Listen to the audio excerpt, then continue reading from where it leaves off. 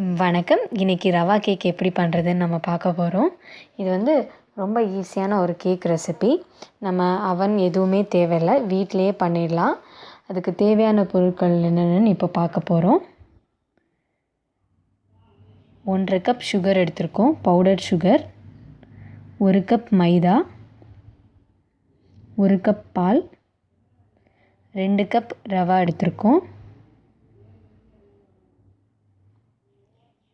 ஒரு பெரிய கப் தயிர், 1/2 கப் எண்ணெய், அதுக்கப்புறம் போடுறதுக்கு நட்ஸு, செரி, ஃப்ரூட் எல்லாம் எடுத்திருக்கோம். இது வந்து ஒரு சின்ன பேக்கிங் சோடா, பேக்கிங் பவுடர், உப்பு எடுத்திருக்கோம்.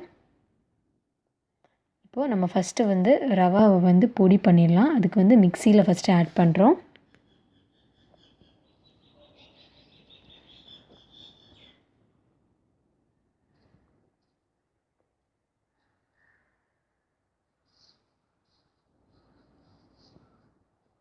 இப்போ பாருங்கள், ரவா பொடி பண்ணிட்டோம். அதை ஒரு பவுலில் ட்ரான்ஸ்ஃபர் பண்ணிவிட்டு பால் ஊற்றி மிக்ஸ் பண்ண ஆரம்பிச்சிடலாம். கொஞ்சம் கொஞ்சமாக பால் ஆட் பண்ணி மிக்ஸ் பண்ணிக்கோங்க.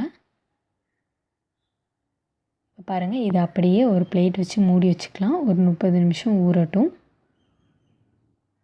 இப்போது நம்ம அந்த டைமில் ரவா கூட ஆட் பண்ணுற மிக்சர் ரெடி பண்ணிடலாம்.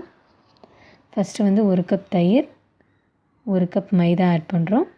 இப்போ இதில் நம்ம எடுத்து வச்சுருக்க 1/2 கப் நெய், எண்ணெய் ஆட் பண்ணுறோம்.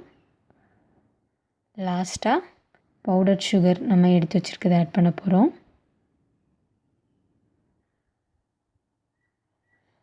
பாருங்கள், ரவாவில் ஆட் பண்ணுற மிக்சர் ரெடி ஆயிடுச்சு.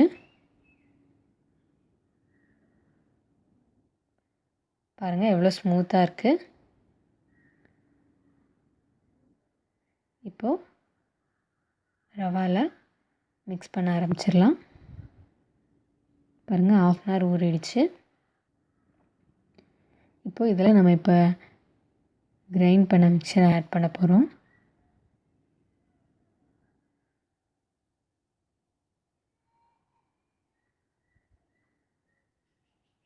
நல்லா மிக்ஸ் பண்ணிக்கோங்க. ஸ்மூத்தாக இருக்கணும்.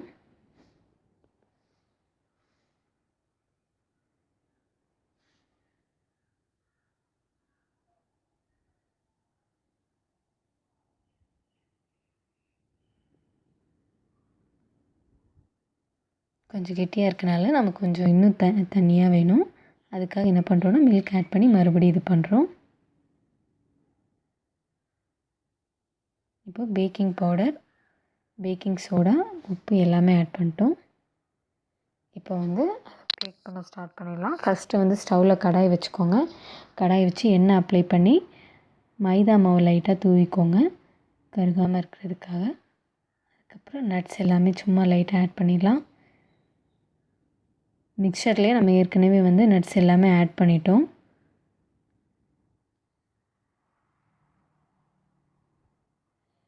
மேலே நட்ஸ் போட்டுக்கோங்க.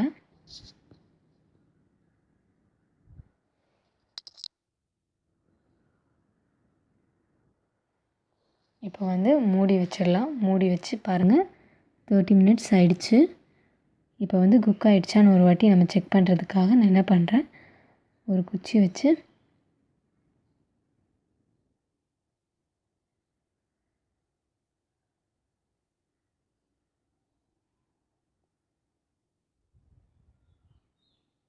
உள்ளே குத்தி பார்க்குறேன். பாருங்கள், இல்லை சைட்லலாம் ஸ்டிக் ஆகிருக்கு. ஸோ இன்னும் வேகலை. நம்ம இன்னும் கொஞ்சம் நேரம் வேக வைக்கணும். பார்த்திங்கன்னா உங்களுக்கு தெரியும். ஸோ இன்னும் ஒரு 20 மினிட்ஸ் வேக வச்சுட்டோம். இப்போ கரெக்டாக இருக்கும்னு நினைக்கிறேன்.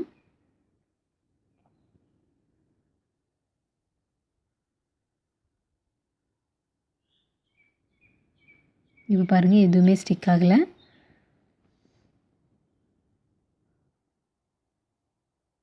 இப்போ நம்ம ஸ்டவ்வை ஆஃப் பண்ணிடலாம். பிளேட்டுக்கு ட்ரான்ஸ்ஃபர் பண்ணிட்டோம். பாருங்கள், எவ்வளோ சூப்பராக கேக் ரெடி ஆகிருக்கு. அவன் அந்த மாதிரி எதுவுமே உங்களுக்கு தேவையில்லை. வீட்டில் நார்மல் ஒரு கடாயில் தான் நான் பண்ணேன். கடாயில் வந்து ஆயில் அப்ளை பண்ணிவிட்டேன். சைட்ஸ் எல்லாமே ஆயில் அப்ளை பண்ணிவிட்டு மைதா மாவு போட்டு அதுக்கு மேலே இந்த பேட்டரை நான் வந்து ஊற்றிட்டேன். பாருங்கள், கட் பண்ணும்போது எவ்வளோ ஸ்மூத்தாக கட் ஆகுது பாருங்கள்.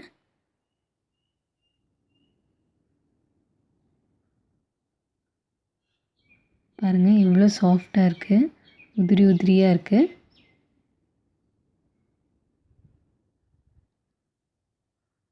நீங்களும் இதே மாதிரி வீட்டில் செஞ்சு பார்த்துட்டு எப்படி வந்துச்சுன்னு மறக்காமல் கீழே கமெண்ட் பண்ணுங்கள்.